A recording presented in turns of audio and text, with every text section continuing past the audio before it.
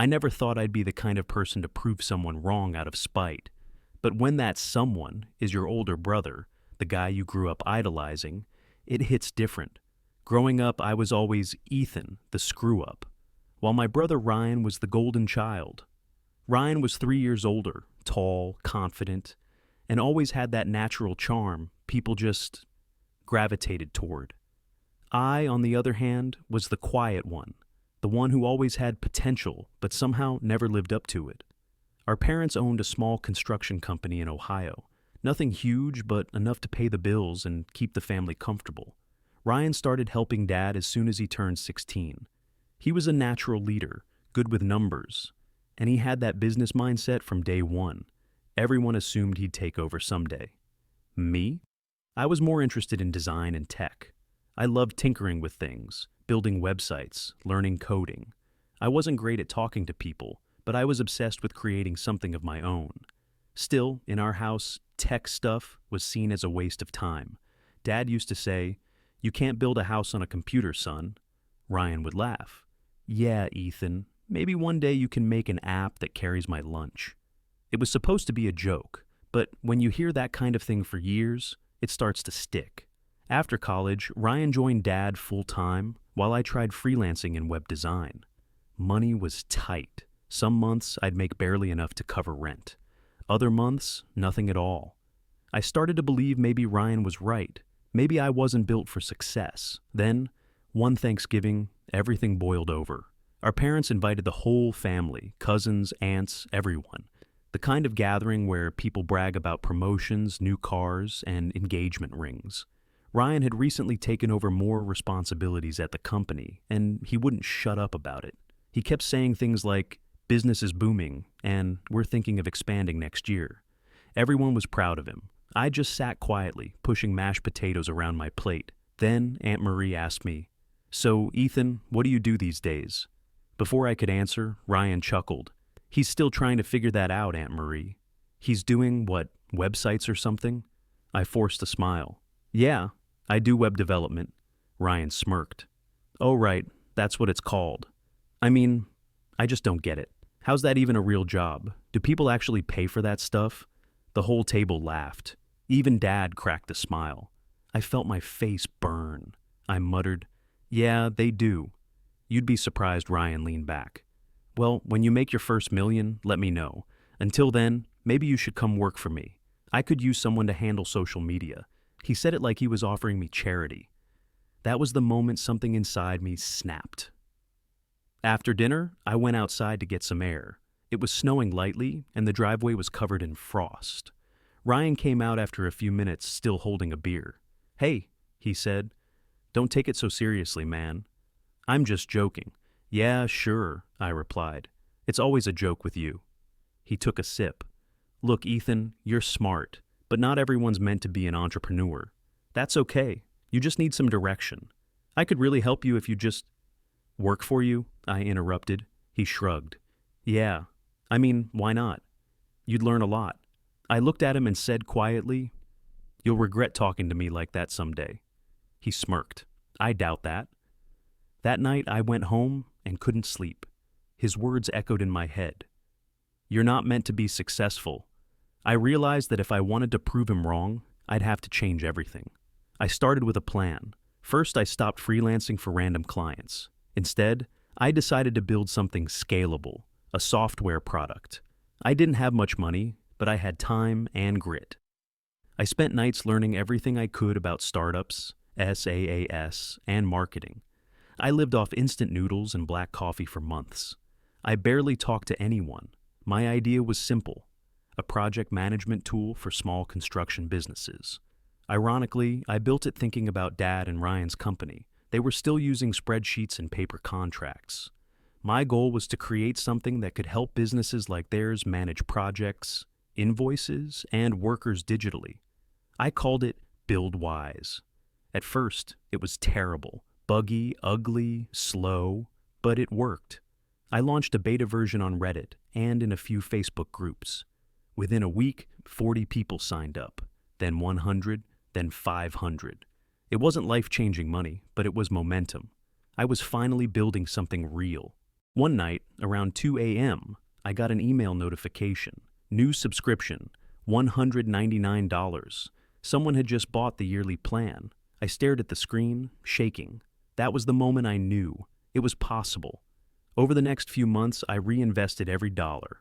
I built better servers, hired a freelance designer, and spent hours talking to customers. I'd wake up at 6 a.m., work until 2 a.m., sleep for a few hours, and do it again. My apartment looked like a war zone.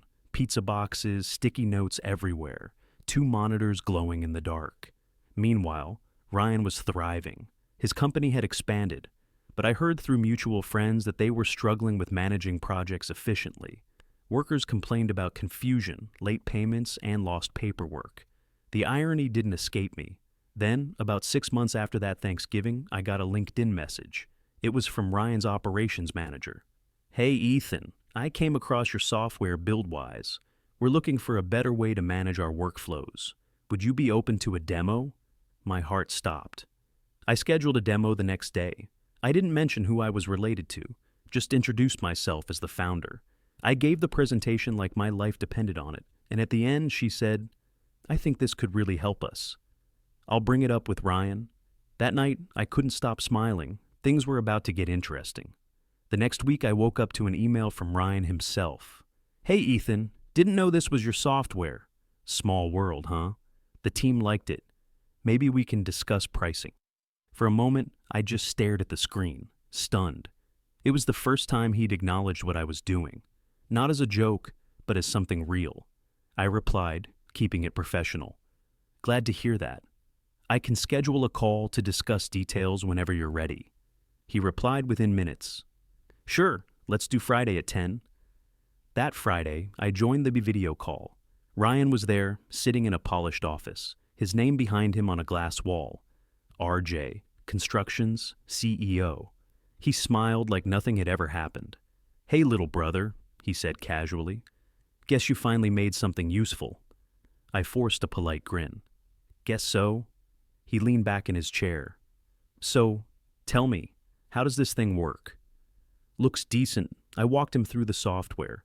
Project dashboards, automated invoicing, digital contracts, worker tracking. He nodded a few times, pretending to be impressed. Then came the kicker.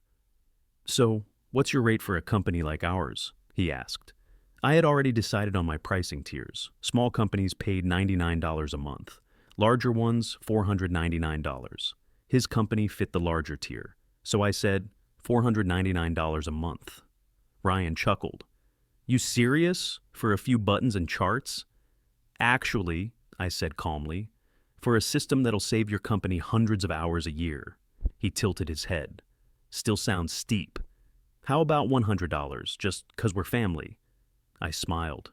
"Business is business, Ryan." He laughed, but there was something behind his eyes. Annoyance, maybe.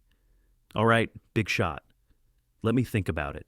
The call ended, and I didn't hear from him for weeks. I figured that was it. But then, something unexpected happened. A month later, I started getting sign-ups from local construction companies. 3 of them located in the same area as Ryan's. One of them even emailed me, saying, "We heard about your app through RJ Constructions. They said it's solid." I blinked. Ryan did recommend me. Maybe he'd changed. Maybe he actually respected me now. But before I could overthink it, BuildWise took off like a rocket. Word spread fast through the construction world. Small companies were desperate for something modern and simple. Within 6 months, I went from 500 users to over 8,000. Revenue jumped from a few $100s a month to over $60,000. I hired a small team, a developer in Texas, a marketing girl from Chicago, and a customer support guy from the Philippines. We worked remotely, barely sleeping, chasing the momentum. By the end of that year, BuildWise had become one of the top-rated apps for small contractors on several industry forums. Tech blogs started writing about us. Even LinkedIn featured one of my posts about digitizing the construction field. It was surreal. Meanwhile, I hadn't talked to Ryan in months, until one day I got a call from my mom. "Ethan, honey, your brother's company is having some trouble," she said. My heart skipped. "What kind of trouble?" "Well, they lost a few big clients, Some delays, lawsuits, I don't really know. You boys should talk. Maybe you could help. The same brother who laughed at me at Thanksgiving? Still, I felt a strange mix of guilt and curiosity. So, I called him. He picked up on the third ring. Ethan? Yeah, hey, Mom said you've been having a rough patch. He sighed. Yeah, it's been brutal. 2 clients pulled out, materials cost went up, and my project manager quit. I can't keep up. I'm sorry, man. That sucks. There was a pause. Then he said, almost hesitantly, You know, your software's been the only thing keeping us organized. I should have taken you more seriously. I didn't know what to say. That was the first time Ryan had ever admitted being wrong, even slightly. Over the next few weeks, I helped him out. Not as his employee, but as a consultant. We had long calls about automating tasks, handling clients better, using digital tools to streamline operations. I could tell he respected me more now, but there was still that old arrogance lingering beneath the surface.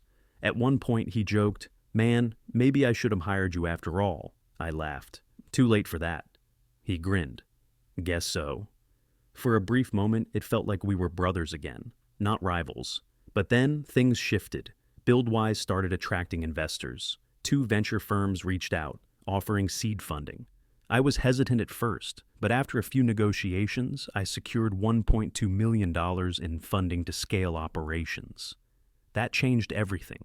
We rebranded, hired a PR team, launched ads, and within 4 months, our user base doubled again. Construction companies from across the country, even Canada, were signing up.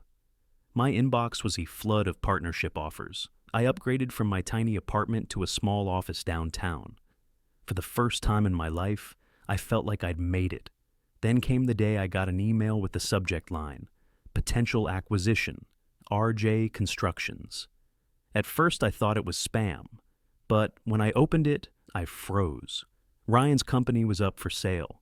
Apparently, due to several failed projects and unpaid debts, Ryan had been forced to list his company. He'd overextended, too many expansions, too many loans, too much pride. The market downturn had hit hard, and now he was drowning. Out of curiosity, I contacted the broker handling the sale. We had a polite conversation, and I asked, "What's the asking price?" He said, "They're looking at around $3.1 million, but given the financial situation, we'd consider lower offers." I sat back in my chair, staring at the wall. My brother's company, the one he built, the one that defined his entire identity, was collapsing. And the irony? My software was being used by almost all his competitors. I didn't make a decision that day. I couldn't. It felt wrong. Too personal. But that night, I couldn't sleep. I kept thinking about that snowy Thanksgiving, about the laughter, the smirk, the words, "You'll never be successful." And I realized, this wasn't revenge, it was closure. A week later, I called my investor friend, Mark. He was a sharp guy who loved deals with good stories behind them. "Mark," I said, "how would you feel about acquiring a mid-sized construction company?" He chuckled. "That's random." "Why?" I explained the situation, my brother, the company, the irony. By the end, Mark was silent for a few seconds, then said, "That's poetic. I'm in."